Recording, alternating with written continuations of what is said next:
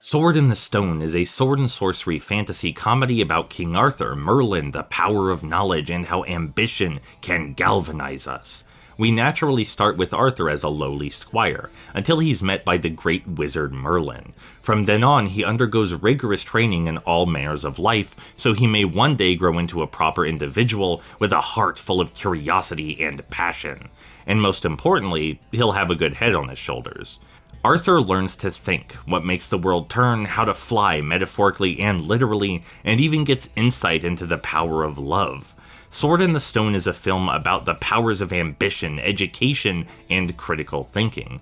So when we get to the big event, the night tournament at the film's climax, what happens? How does the film put this together? How does Arthur utilize what he's learned about himself and the world? Well, he doesn't.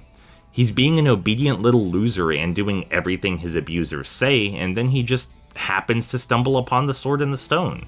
He pulls it out, not because of any passionate calling or greater intellectual reasoning, but just because his master needs a sword and he happened to misplace the other one.